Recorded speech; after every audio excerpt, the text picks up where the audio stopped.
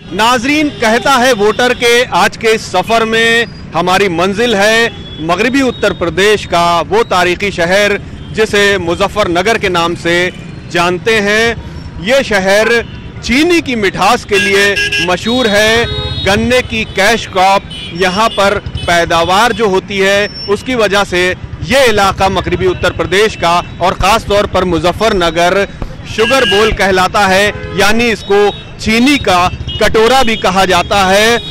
लोगों के ज़बान पर मिठास घोलने वाला ये इलाका, अपनी चीनी के ज़रिए मिठास घोलने वाला ये इलाका 2013 में उस फसाद के लिए बदनाम हुआ जिसकी चिंगारी कवाल में सुलगी, लेकिन सियासत की जो नापाक इरादे थे और जो फ़िरका परस्त ताकतों के मंसूबे थे, उसने उस चिंगारी को एक शोला बना दिया और 2013 अगस्त में वो चिंगारी नफरत की शोला बनकर ऐसा भड़की कि यहाँ के इलाके में फ़िरका परस्ती की एक जो फ़िज़ा कायम हुई उसमें हज़ारों लोग बेघर हो गए, सैकड़ों की तादाद में लोगों की जानें गईं और आज भी बहुत से इस इलाके के मुजफ्फरनगर और शामली इलाके के बहुत से गांव जो हैं वहां के लोग अपना घर बार छोड़कर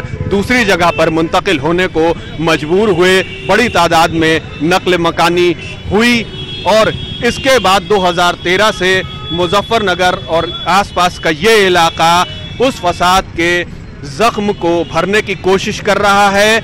इस दौरान सियासत भी होती रही और उसका फ़ायदा भी लोग उठाते रहे और समाज को उसका नुकसान भी होता रहा, लेकिन लोग यहाँ के अब 2013 के उस फसाद को, उस ज़ख्म को भरने की कोशिश कर रहे हैं और आज हालात को मामूल पर लाने की कोशिश कर रहे हैं। दिलों में पैदा हुई नफ़रत को दूर करने की कोशिश कर रहे हैं। मुजफ्फरनगर की जो लोकसभा सीट है, यहाँ पर 4 सीटें जो है वो मुजफ्फरनगर की बुढ़ाना है, चरथावल है, खतौली है, मुजफ्फरनगर है और एक सीट सरधना असेंबली सीट है जो मेरठ में आता है, लेकिन लोकसभा वो लगती है मुजफ्फरनगर में। तो इस तरह से 16 लाख तकरीबन यहाँ पर वोटर हैं, जिनमें बड़ी तादाद वोटरों की 5.5 लाख तकरीबन जो है वो मुस्लिम वोटर हैं, 4 लाख जाट वोटर हैं और तकरीबन 3 लाख, 2.5 से 3 लाख वो जो है वो दलित वोटर हैं। इसलिए यहाँ पर ज़ात, बिरादरी, मजहब की भी सियासत होती है और जो रिवायती वोट बैंक हैं उसकी बुनियाद पर यहाँ पर जो सियासी जमातें हैं वो टिकट भी तकसीम करती हैं। इस 2014 के इलेक्शन में यहाँ से बीजेपी के संजीव बालियान ने शानदार कामयाबी हासिल की। 2013 के फसाद के बाद जो 2014 का इलेक्शन आम इंतखाबात हुए उसमें बीजेपी ने इस इलाके में क्लीन स्वीप की है, लेकिन 5 साल के बाद आज 2019 में इस शहर के, इस कॉन्स्टिट्यूएंसी के और इस इलाके के वोटर का मिजाज क्या है, वो क्या सोचता है, अपने मेंबर ऑफ पार्लियामेंट से क्या उम्मीद करता है, वो किस सियासी जमात को अपने वादों इरादों के करीब पाता है, ये हम जानने की कोशिश करेंगे इस शहर के वोटरों से, जिनमें बड़ी तादाद नौजवान वोटरों की है। उनके अपने मसाइल हैं, उनके रोज़गार के मसाइल हैं, उनकी जो है तरक्की के मसाइल हैं, यहाँ पर सबसे बड़े बुनियादी मसाइल। और जो सबसे बड़ा मसला यहाँ पर पैदा हुआ 2013 के बाद, वो फ़िरका परस्त ताकतों ने जो यहाँ का माहौल ख़राब करने की कोशिश की, उस ज़ख्म को भरने की भी कोशिश यहाँ पर दोनों तबके के लोगों ने की है। आइए हम जानते हैं कि कैसा है यहाँ के वोटर का मिजाज और क्या कहता है मुजफ्फरनगर का वोटर। क्या कहेंगे आपके इन 5 सालों में जो चीज़ें देखी हैं, 2013 का फसाद भी इस इलाके ने बर्दाश्त किया और अब हालात को बेहतर बनाने की दोनों फ़िरकों के लोग कोशिश कर रहे हैं, एक साथ समाज का वो जो बुनियादी ढांचा था उसको फिर से मजबूत करने की कोशिश की जा रही है। क्या तासुरात हैं आपके, क्या कहेंगे? देखिए, 2013 के दंगे की अगर बात करें उसके बाद यहाँ कई इलेक्शंस हो चुके हैं। आज के युवाओं को सिर्फ अगर चाहिए तो वो चाहिए रोज़गार, अमन, सुकून। मुजफ्फरनगर के बारे में जब बात की जाती है तो यहाँ के बुजुर्ग लोग बताते हैं, हमने भी देखा है कि इसे मोहब्बत नगर कहा जाता था।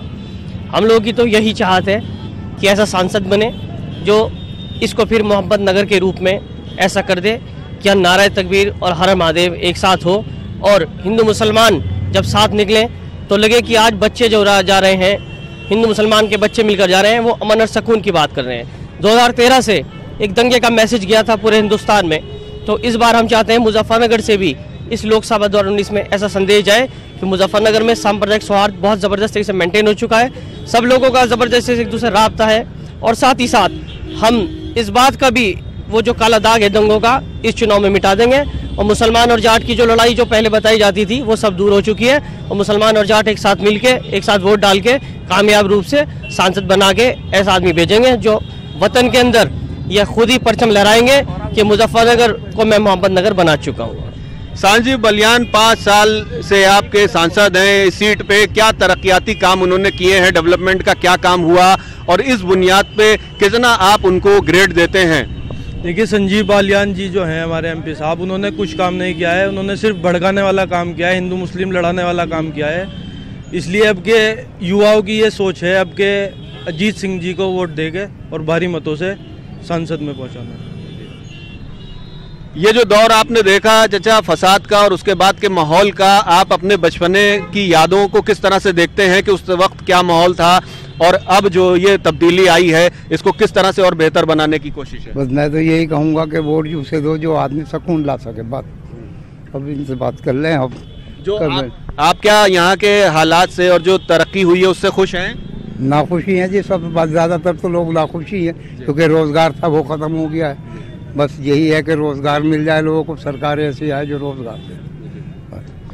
गठबंधन के नेता के तौर पे यहाँ से आरएलडी के अजीत सिंह जो है वो चुनावी मैदान में हैं और जाट वोटों को अगर देखा जाए या मुस्लिम वोटों के तादाद को देखा जाए, अगर वोट बैंक की सियासत को देखा जाए तो उन्होंने कहीं ना कहीं उनके जहन में ये चीज़ रही होगी और पिछले दिनों में ये कोशिश भी हुई कि इस खाई को जो जाट और मुस्लिम के बीच आ गई थी उसको भरने की कोशिश भी की है। वो बहुत से इलाकों में गए हैं, उन्होंने रैलियां की हैं।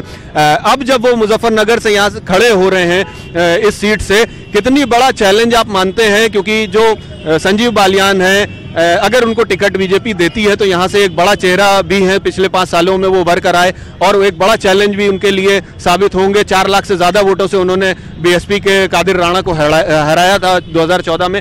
अभी क्या आपको लगता है कितना चैलेंज साबित होगा उनके लिए? देखिए, चैलेंज की बात तो ऐसी है कि जो इस शहर का पहले माहौल था, 2013 के दंगों ने जो यहाँ माहौल बनाया था वो बहुत हद तक माहौल कवर हो रहा है। कवर इसलिए हो रहा है कि जाट और मुस्लिम के बीच में लड़ाई थी और ख़ुद जाटों के जो लीडर हैं, पूर्व प्रधानमंत्री के लड़के चौधरी अजीत सिंह जी यहाँ चुनाव लड़ने आए हैं और शायद कहीं ना कहीं हमें लगता है कि वो इस खाई को ख़त्म भी करेंगे। आप अभी जब आए हैं दिल्ली से तो आपने रास्ते में देखा होगा हमारे पुलिस कोतवाली के सामने गड्ढे नहीं, सड़क में पानी भर रहा है। ये शहर की हालत है। इस शहर के सांसद को अपने शहर के लिए काम करना चाहिए था कि नहीं करना चाहिए था? वो काम नहीं हुआ। हमें कहा गया था कि रोजगार मिलेगा। मुस्लिम समाज के इतने युवा बेरोजगार हैं कि मैं आपको गिनवाऊँ तो गिनती खत्म हो जाएगी। हमें काम मिला। प्लस ये कहा जा रहा है, अगर हम ये कहेंगे कि माननीय नरेंद्र मोदी हमारे जो प्रधानमंत्री हैं उन्होंने काम नहीं किया तो शायद हो सकता है कि कोई भीड़ आए और मुझे पीट दे, क्योंकि यहाँ हुआ है ये। और प्रधानमंत्री जी को अगर कोई ये कहेगा कि प्रधानमंत्री जी आपने रोजगार क्यों नहीं दिए, काम क्यों नहीं कर रहे, तो हमें देशद्रोही बता देंगे कि हम पाकिस्तान के लोग हैं, हमने तो इस देश में पैदा हुए इसी देश में मरेंगे। ये मेरा कहना है सर। क्या आपको लगता है कि प्रधानमंत्री ने जो काम किए उसकी बुनियाद पे 2014 में जो एक लहर थी मोदी लहर और उसके बाद 5 साल का ये वक्त गुजरा, आप क्या कहेंगे कि कितना काम बीजेपी ने किया और इस पे क्या ग्रेड आप देते? ग्रेड अगर आप ग्रेड देने पाएंगे तो मैं कहूँगा खाली आप मुजफ्फरनगर से प्रधानमंत्री को ग्रेड नहीं दे सकते। अगर आप पूरे ओवरऑल भारत की बात करेंगे, हर बात में हर भाषण में आदरणीय प्रधानमंत्री जी देश की 120 करोड़ जनता की बात करते हैं, लेकिन जिस वक्त उनकी योजनाएं लागू होने का नंबर आता है तो उसमें से कहीं ना कहीं 20 से 30 करोड़ जो मुस्लिम आवाम है, जो अल्पसंख्यक लोग हैं, उनको कहीं ना कहीं हटाने का काम आदरणीय प्रधानमंत्री जी लगातार करते आ रहे हैं। चाहे आप उसे प्रदेश लेवल पे देख लें, चाहे आप उसे देश लेवल पे देख लें और चाहे मुजफ्फरनगर लेवल पे देख लें। आप अगर अब भी गौर करेंगे, यहाँ मुस्लिम बस्तियाँ 3 बड़ी बड़ी हैं, लद्दावाला है, खालापार है, मल्लूपुरा है। आप अगर इनके 3 साल प्रदेश की सरकार को हो गए, 5 साल पूरे हो गए केंद्र सरकार को, आप इन तीनों इलाके का एक सर्वे करें। जब आप निकले हुए हैं इस काम से, यही सही वक्त है दिखाने का। आप दिखाएं इन तीनों इलाकों में क्या किया है इन्होंने। कौन सा डेवलपमेंट किया है? आप लगातार 120 करोड़ लोगों की बात करते हैं, उसमें से 30 करोड़ लोगों को आप हटा देते हैं। ये किस तरह की केंद्र की सरकार है? सबका साथ सबका विकास का नारा देके आप सरकार में आए, कहां गया आपका सबका साथ सबका विकास? मुजफ्फरनगर को इन्होंने स्मार्ट सिटी बनाने का दावा किया था, 130 शहरों की लिस्ट में मुजफ्फरनगर का नाम रखा था। हमें बदला है, कहां से इन्होंने शंघाई बना दिया? कौन सा स्मार्ट शहर बना दिया? एक शहर ये बदला है। ठीक है, कुछ नाइत्तेफाकियाँ भी हैं, लोग नाराज भी हैं क्योंकि उनके शहर में उस तरह के काम नहीं हुए इन 5 सालों में जिसकी उनको तवक्को थी, उम्मीद थी। वो अपना नेता चुनते हैं और ये उम्मीद करते हैं कि उनका नेता उनके मुताबिक काम करेगा, उनकी जो परेशानियां हैं उनको दूर करेगा। तो आप जो समझते हैं कि आपके शहर में हुआ वो बताइए, सच्चाई बताइए। यहाँ पर नहीं, काम तो हुआ है लेकिन जिस तरीके से होना चाहिए था उस तरीके से नहीं हो पाया। काम तो हुआ है बस, और इससे ज्यादा मैं क्या सड़कें आप क्या, और अगर हम देखें कि अस्पतालों के हालात, उसको लेकर किस तरह से देखते हैं आप? नहीं, उनमें से कम 15% तो काम हुआ है, बाकी कुछ नहीं हुआ। जी। अभी आपको संजीव बालियान आपके एमपी हैं, उनकी बात करें तो कितना वो यहाँ पे आके? नहीं, संजीव बालियान जी तो जब भी काम करेंगे जब उनको ऊपर से ऑर्डर मिलेगा। जब ऊपर से ऑर्डर नहीं मिला तो वे अपने घर से थोड़ा लगाएंगे। कितना आपको जो इन 5 सालों में फायदा नजर आया है तरक्की का? इन 5 सालों में जो भी उन्होंने तरक्की या विकास किया है, उनका करने का तरीका जो है व्यवस्थित है। चाहे आप जो है नोटबंदी ले लीजिए, चाहे आप देख रहे हैं यहाँ पे विकास कार्य हो रहे हैं, क्या ये कोई विकास कार्य है कि 10 के विकास रुक जाए और 1 का विकास हो जाए? उनके करने का तरीका जो है इस सरकार का बिल्कुल ही अव्यवस्थित है, बेढंगा है, तरीका सही नहीं है। तो क्या आपको लगता है कि वो फिर चुन के लाएंगे पार्टी को या कोई नया कैंडिडेट यहाँ पे रहेगा? यहाँ पर एक ऐसा व्यक्ति आना चाहिए जो सलीकेमंद हो, सौहार्द को बनाए रखे। सबसे मेन मुद्दा है सौहार्द का, वो सौहार्द बनाए रखे और भाई व्यवस्था जो है व्यवस्थित तरीके से चलावे। मोदी जी ने जितना काम किया इन 5 सालों में, बाहर भी गए और नेशनल लेवल के इश्यूज को हम देखें तो जिस तरह से वो कहते हैं कि 18 घंटे काम कर रहे हैं, और वो आप देख रहे हैं आपके इलाके में जो काम हुआ है, इस स्टेट में जो काम हुआ, और ख़ास तौर पे आपके शहर में जो काम हुआ है, उसकी बुनियाद पे आप कितना समझते हैं कि बीजेपी ने काम किया है और उसको फिर से आना चाहिए, या फिर कोई नया चेहरा ऐसा आना चाहिए कि जिसको आप चुनना चाहें? देखिए साहब, सबसे बेहतरीन बात तो यह है कि कानून व्यवस्था ये सबसे बेहतरीन है इस राज्य में। चोरी चकारी गुंडागर्दी ये सब खत्म है, बिल्कुल 0/0 है आज की तारीख में।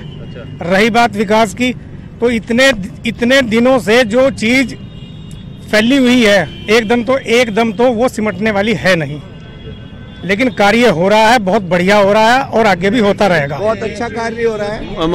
मोदी जी के काम से आप खुश हैं? और अब की बार लगता है आपको कि बीजेपी फिर से यहाँ पे वही क्लीन स्वीप करेगी और फिर जीत के आएगी? क्या बिल्कुल आएगी, बिल्कुल आएगी, बढ़िया भारी मतों से आएगी। मुजफ्फरनगर की बात करें तो आपको क्या लगता है कि क्या क्या खास काम हुए हैं यहाँ पे? अगर हम मेडिकल को देख लें, सड़कों को देख लें, पानी को, लाइट को, जो भी आपकी रोजगार का मसला हो। लाइट में बहुत बढ़िया सुधार है पहले से। क्या सुधार नहीं है? पहले 6 घंटे 8 घंटे लाइटें रहती थी यहाँ पे, अब ज्यादा 10-15 मिनट, आधा घंटा 1 घंटा बस। ये नॉर्मल बात है, इतनी बड़ी बात नहीं है ये। जहाँ 8 घंटे 6 घंटे लाइटें गायब हुआ करती थी, 1 घंटा ज्यादा लाइट गायब होती है आज की तारीख में। ये कम बात नहीं है, बहुत बड़ी बात है अपने मुजफ्फरनगर में। बाकी काम हो ही रहे विकास के चारों तरफ। रोजगार का मसला है, उसको आप किस तरह से देखते हैं? रोजगार तो मिल ही नहीं रहा, यहाँ लोग बेरोजगार हो गए, लोगों के काम ठप हो गए। जब से जो नोटबंदी की थी तब से काम डाउन हो गए, व्यापारी परेशान है, किसान परेशान है, और जो है इस शहर को जो है कस्बे की तरह बना दिया। जैसे ये शहर अब कस्बा शहर नहीं बल्कि कस्बा हो गया। सारे मोहल्लों की सड़कें बेकार हो गई, सारा खंडर बना के डाल दिया। जीटी रोड जो पड़ा है ये सारा खंडर बना पड़ा है। देखिए यहाँ पे तालिबे इल्म भी हैं। आपको लगता है कि एजुकेशन के क्षेत्र में काम हुआ है? जी, बहुत काम हुआ है जी। एजुकेशन के लिए क्या क्या हुआ है यहाँ पे? काफ़ी सारी फैसिलिटी दी हुई है सरकार ने और काफ़ी अच्छा काम किया है सरकार ने, बहुत अच्छा है जी। फिर से जी सरकार आनी चाहिए जी। हायर एजुकेशन के लिए आपको कहाँ जाना पड़ता है? यहाँ पे है अवेलेबल कॉलेजेस, स्कूल कॉलेजेस, या फिर बाहर जाना पड़ता है? नहीं सर, यहाँ पे बहुत कॉलेज है, यहीं पे सब कॉलेज सब फैसिलिटी दी हुई है, बहुत अच्छा है सर।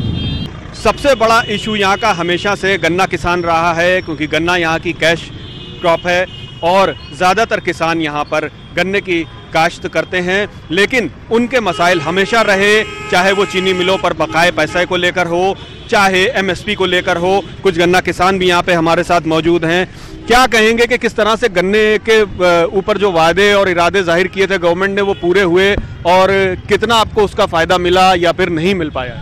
देखिए, जहाँ तक समस्या की बात है, हर क्षेत्र में समस्या है, और सबसे ज़्यादा अगर हम देखें इस टाइम पे समस्या जो है वो गन्ना किसान को है, गरीब को, मजदूर को, इनको समस्या है। अभी तक किसानों का गन्ने का पेमेंट नहीं हुआ है। जो पिछले साल का पेमेंट है वही अभी रिलीज हो रहा है। इस साल का किसी भी किसान का अभी तक का गन्ने का कोई पेमेंट नहीं हुआ है। आप एसएमपी को देख लिया, एसएमपी कहाँ जा रही है, कहीं कोई डेवलपमेंट, कोई किसान का पेमेंट। किसानों की समस्या ही समस्या है।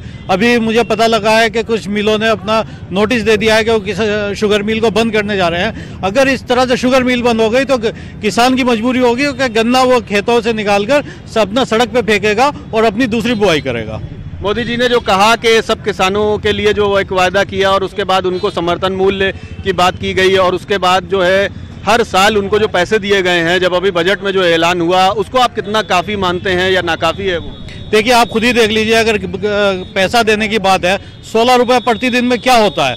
उन्होंने 16-17 रुपये प्रतिदिन का वादा किया है, तो इससे कुछ होने वाला नहीं है। ये खाली एक तरह से जो पहले जुमले कहे गए हैं, ये उसी जुमलों का एक अंश है। ठीक है। एक कारोबारी तबका बहुत बड़ा जो है मुजफ्फरनगर का, वो कारोबार से मुंसलिक है, और वो दिल्ली, क्योंकि यहाँ पे करीब एक बड़ा बाज़ार है, तो यहाँ पर मुजफ्फरनगर आकर वो इस तरह से अपना कारोबार को बढ़ाने की कोशिश भी करते हैं। जो कच्चा माल है यहाँ पे तैयार होता है वो बड़ी बाज़ारों में जाता है, लेकिन जो यहाँ की लोकल मार्केट है उसके कारोबारी किस तरह से इन 5 सालों में उनकी बेहतरी का कुछ काम हुआ, या फिर जो नीतियाँ रहीं उसका असर किस तरह से उन पर पड़ा, वो कारोबारियों से ही जानने की कोशिश करते हैं। किस तरह से कारोबार जो है इन 5 सालों में उभरा है, या फिर उसके साथ जो आपको उम्मीदें थी वो हुई या नहीं पूरी? यहाँ अगर हम देखें, दिल्ली की तुलना में बिजली बहुत महंगी है, और उसकी वजह से जहाँ इस मुजफ्फरनगर के अंदर जितना भी लोहा इस्पात का काम था वो बहुत ज़्यादा जो है प्रभावित हुआ है। उसमें कम से कम 50% की गिरावट आई है। क्योंकि अगर हम बिजली की बात करें, क्योंकि ये सारा काम जो है बिजली से संबंधित है, और बिजली की दरें जो है आसमान छू रही हैं। आज हम लोग जो है देख नहीं पाते, गरीब तबका या जो घरेलू बिजली भी है वो भी आज 6 रुपये के करीब जो है यूनिट के हिसाब से मिल रही है। उससे आज यहाँ व्यापारी पलायन करने के लिए मजबूर हो रहा है। नियर स्टेट जैसे आपका जो है हरियाणा है, उत्तराखंड है, या कहीं और जाकर के वो व्यापार करने के लिए मजबूर हो रहा है। महिलाओं की अगर बात की जाए तो सबसे बड़ी यहाँ पे जो इशू है वो लॉ एंड ऑर्डर का है, सिक्योरिटी का हमेशा से रहा है, और मुजफ्फरनगर तो इस मामले में पहले बहुत बदनाम रहा कि यहाँ पर बदमाशी को लेके या फिर जो भी क्राइम को लेके बहुत ज़्यादा बदनाम रहा है। महिलाओं की सुरक्षा की हम बात करें तो कितना इसमें बेहतरी हुई है, या फिर और ज़रूरत है, किस तरह की महसूस करते हैं? नहीं, महिलाओं को, मेरा जो मानना है, महिलाओं को सुरक्षा बढ़िया मिल रही है। अब हम अपने आप को सुरक्षित भी महसूस कर रहे हैं। जब था जो पहले बदमाशी में बदनाम रहा, मुजफ्फरनगर बदमाशी में बदनाम नहीं है। अब सब मिलजुल कर आते हैं, बड़े से रहते हैं, एक दूसरे का ध्यान रखते हैं। रोजगार की और घर के चलाने को अगर हम महंगाई की बात करें तो इन 5 सालों में आपको क्या लगा कि महंगाई, क्योंकि आप लोग घर चलाती हैं, मैनेज करती हैं, क्या लगा कि किन चीज़ों पे महंगाई, टैक्स का फर्क पड़ा, जीएसटी का फर्क पड़ा, और उसका असर आप लोगों पे नजर आया? देखो, जीएसटी का, मैं तो घरेलू महिला हूँ, एक पार्टी में, अपनी भाजपा पार्टी में मैं हूँ, पदाधिकारी भी हूँ, पर मैं जैसे ही महंगाई बढ़ती है तो अपने उसी से हम मैनेज करते हैं। ठीक है। क्या कहेंगे लोकल मुद्दों को लेकर, किस अब की बार आप वोट करने जा रहे हैं, या फिर नेशनल इश्यूज रहेंगे जो भी इस वक्त जो है नेशनल या इंटरनेशनल इवेंट्स हुए हैं, जिस तरह से पाकिस्तान की बात की जाती है, या फिर अभी चीन का मामला आ गया वीटो को लेकर, उसका ये सब असर रहेगा आने वाले? देखिए, इलेक्शन में और जनपद की क्षेत्रीय समस्याओं के बारे में अगर आप जानें तो जो भौगोलिक समस्याएं हैं वो कोई भी सरकार ने मुजफ्फरनगर के अंदर पूरी तरह से दूर नहीं की। और ये जो पाकिस्तान और चीन की बातें हैं, ये जब से देश की आज़ादी से ये समस्या चली आ रही है, कश्मीर की भी और चीन की भी। लेकिन जो उत्तर प्रदेश के अंदर और देश के अंदर जो व्यापारी की कोई नीति नहीं लाई गई, और हमारा मुजफ्फरनगर क्योंकि सबसे बड़ी गुड़मंडी हमारे यहाँ पर है, और हमारे यहाँ का टोटल व्यापार जो प्रभावित होता है वो गन्ने से होता है। हमारे पश्चिम क्षेत्र को गन्ने का क्षेत्र माना जाता है। हमारे यहाँ कहा जाता है कि अगर किसानों के पास पैसा होगा तो निश्चित रूप से जनपद के व्यापारी के पास पैसा आएगा। और हमारे यहाँ का किसान आत्महत्या कर रहा है। आप पूरब का किसान आलू फसल बर्बाद होने से आत्महत्या कर रहा है। तो हमारे मुजफ्फरनगर के अंदर नोटबंदी और उसके बाद जितनी भी इस प्रकार की जैसे जीएसटी लगाई गई, उससे बड़े उद्योगपतियों को लाभ हुआ, आम आदमी को उसका नुकसान हुआ, और ये सीधा सीधा असर मुजफ्फरनगर के अवाम के ऊपर, जनता के ऊपर और यहाँ की भौगोलिक स्थिति के ऊपर पड़ा। और यहाँ की पूरी स्थिति, आज व्यापार अगर आप देखें तो शहर के मुख्य बाजारों की बिल्कुल रौनक समाप्त है, और सरकार की कोई 5 साल में कोई व्यापारिक योजना नहीं आई, कोई बेरोजगारों के लिए नौकरी की ऐसी योजना नहीं आई। तो इसकी वजह से आज मुजफ्फरनगर का व्यापारी हताश और निराश है, और निश्चित रूप से इसका फर्क आने वाले चुनाव में भी पड़ेगा। अगर बात की जाए तो फिर मैं उसी फसाद की बात करूंगा कि 2013 ने यहाँ की हालात को तब्दील कर दिया, बदल दिया, लेकिन वो हालात धीरे धीरे क्या बेहतर हो रहे हैं या फिर वो खाई पाटने में अभी और वक्त लगेगा? इसको खाई को पाटने में बहुत समय लगेगा। ये 2013 में जो दंगा हुआ था, बिजनेसमैन यहाँ चौपट हो गए, ऊपर से बीजेपी आई, इन्होंने लॉ एंड ऑर्डर को तो ठीक कर दिया, लेकिन हमारा रोजगार वगैरह ये सब खत्म हो गया। हम बहुत ज़्यादा दुखी हैं, सब के सब दुखी है, ऐसा नहीं है सब खाली बैठे मार्केट में, आप जाकर देख लीजिए। बाकी खाई पाटने के लिए हिंदू, मुस्लिम, सिख, ईसाई, हम जितने भी हैं सर आपस में बैठते रहते हैं और उसको भुला रहे हैं धीरे धीरे। मसला बहुत गलत था। बिल्कुल, जिस तरह से केस वापसी की बात हुई या फिर इन 2013 के बाद से और 2019 आज आने के दौरान, इस दौरान जो भी मंजरनामा सियासी यहाँ पर रहा है, तो मुजफ्फर रज़मी इसी इलाके के एक मशहूर शायर, जिनका बहुत मशहूर शेर है, वो हमेशा ज़बान पर आ जाता है कि ये जब्र भी देखा है तारीख़ की नज़रों ने, लम्हों ने ख़ता की थी, सदियों ने सज़ा पाई, शायद मुजफ्फरनगर 2013 के बाद उसी सज़ा को भुगत रहा है, लेकिन अपने उन हालात को बेहतर करने की भी कोशिश कर रहा है जो कि इस समाज की और इस देश की ज़रूरत है। कहता है वोटर में। मुजफ्फरनगर से फ़िलहाल आज के लिए इतना ही। कल किसी और शहर से फिर लेकर हाजिर होंगे इस खास प्रोग्राम को हम आपके लिए। तब तक के लिए हमें दीजिए इजाज़त। खुदा हाफिज़।